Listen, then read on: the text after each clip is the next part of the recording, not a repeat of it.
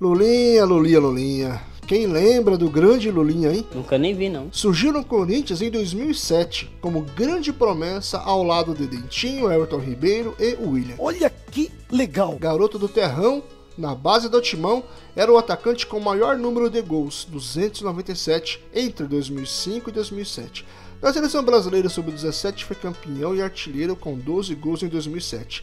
Foi convocado outras vezes e ao todo fez 16 gols em 16 jogos pela seleção. Foi sondado por Chelsea e Barcelona, mas preferiu renovar com o Timão com uma multa milionária. Como você é burro? No Corinthians ele deu azar em surgir em um dos piores momentos do time em toda a sua história. Mesmo com todas as esperanças voltadas para ele, Lulinha não conseguiu salvar o time do rebaixamento em 2007. Permaneceu no clube até 2012. Teve lampejos no Ceará em 2013 e na Coreia do Sul entre 2016 e 2017. Inclusive, muitos acreditavam que ele era uma espécie de mistura de Kaká com o Ronaldinho, mas não se firmou e se tornou uma eterna promessa. Depois passou a jogar sempre em mercados alternativos da bola como Chipre, Indonésia e Emirados Árabes. Atualmente o jogador está com 33 anos e defende as cores do Madura, não é Madureira, hein? É Madura United da Indonésia. O Luan, o que falar desse jogador? Ele surgiu em times do interior de São Paulo, né? Times da juventude dele, até ser contratado pelo Grêmio, para a base do Grêmio em 2013. E de lá ele deslanchou, se tornou um dos melhores jogadores do Brasil e da América. Sério? Foi campeão de muita coisa, depois eu vou falar dos títulos dele, mas ele surgiu assim como uma promessa incrível, um cara assim que tinha um grande potencial. Se você for pegar os principais títulos dele, entre 2016 e 2017, o cara simplesmente foi campeão olímpico, o primeiro título do Brasil nessa competição, que é um grande feito. É verdade. Ser campeão olímpico, para que você possa ter uma ideia, é quase como se você fosse campeão de uma Copa. Não, nada a ver, irmão. Entendeu? É um título muito... Talvez seja o título de uma seleção mais importante depois de uma Copa do Mundo. E ele fez 6 gols em 11 jogos nesse período. E depois ele foi campeão da Libertadores. Cara, é o principal título de um time hoje da América do Sul. Ainda mais pelo Grêmio, né? Um time que há muito tempo não vencia essa competição. E se tornou rei da América. Com esse gabarito, com esse status, todos os times começaram a cobiçar o jogador. Porém, o jogador começou a apresentar uma queda de nível técnico. Só que assim, isso foi bem o Grêmio conseguiu mascarar isso muito bem e conseguiu vender o jogador antes que a bomba estourasse no clube. E quem abraçou essa pica foi o Corinthians. Enganei vocês. Pagando uma bala pelo jogador, e o jogador foi uma grande decepção. Bocado de cachaça. Ele não chegou nem perto do jogador que um dia ele se tornou. Muitos dizem que ele tem problemas de deprê, outros dizem que ele tem problema com droga, como vocês entenderam, mas eu não sei. Tudo que eu sei é que ele foi tão ruim, mas tão ruim, que ele chegou a ser até perseguido e ameaçado por torcedores corintianos, dizendo que ele tinha que sair do Corinthians, que ele tinha que rescindir o seu contrato, senão coisas piores iam acontecer com ele. Atualmente o jogador está com 30 anos e retornou ao Grêmio sob a tutela de Renato Gaúcho, com a promessa de que ele iria recuperar o jogador. Bom, eu espero que ele consiga. Escuta essa música. Hoje tem gol do Ribamar, Ribamar. Ah, lembraram, né? Sabe de quem que eu vou falar agora, né? Dele mesmo, todo poderoso Ribamar. Meu, Ribamar é um daqueles jogadores que, se você perguntar pra mim como que esse cara se tornou profissional, não sei, eu não vou saber te explicar. Bom, eu não tô tirando o jogador, eu não tô zoando com o Ribamar, longe de mim, entendeu? Eu vejo assim, se o cara se torna profissional, meu, que o cara ele ralou muito, se tornar jogador profissional no Brasil é uma coisa dificílima, e o cara conseguiu, velho, e conseguiu, então eu tenho que tirar o chapéu pra ele.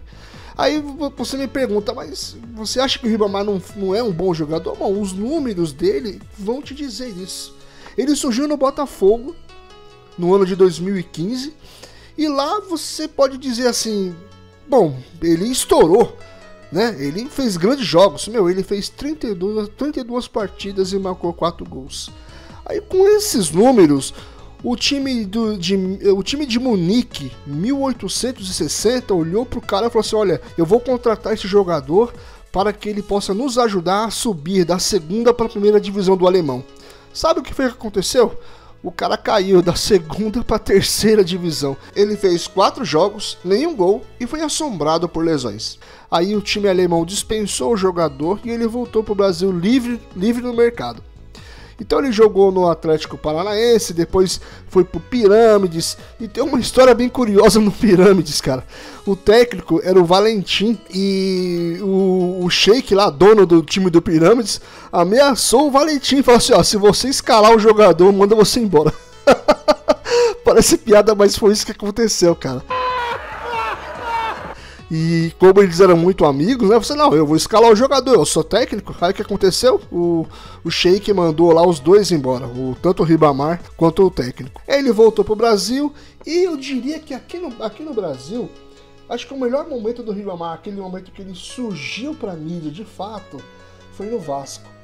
Ele tinha um porte físico legal, tinha uma boa altura, inclusive muita gente estava apelidando ele de Novo Adriano.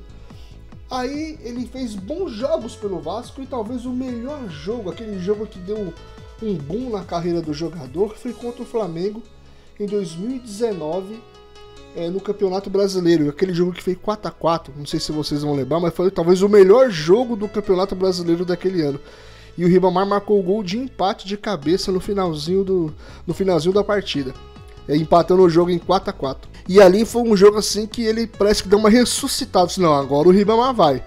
Agora ele melhorou. Não melhorou nada, continuou o mesmo jogador. Depois foi jogar no América Mineiro, 33 jogos marcando 3 gols. Foi pra Ponte Preta, 18 jogos marcando 4 gols. Chapecoense, 17 jogos marcando 4 gols. E na metade do ano agora, em comum acordo com a Chapecoense, ele rescindiu seu contrato e foi anunciado pelo Náutico. Atualmente, o jogador tem 26 anos e tem lenha pra queimar, né? Ele pode calar minha boca aí e se tornar um grande jogador. Mas ele, infelizmente, até o momento, é uma eterna promessa e não vingou como deveria, na minha opinião. Oscar.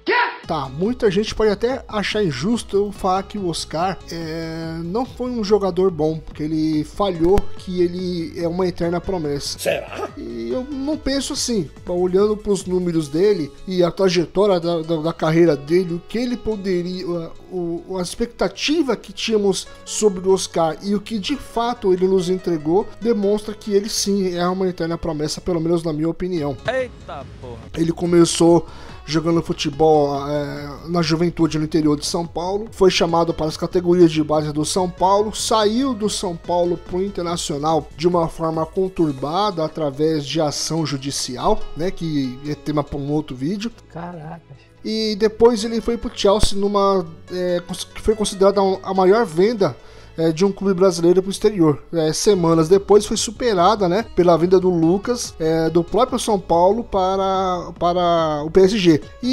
Mas no Chelsea a carreira do Oscar só foi decaindo cada vez mais, e ele foi se tornando um jogador cada vez mais comum, cada vez mais mediano, até ser vendido para a China.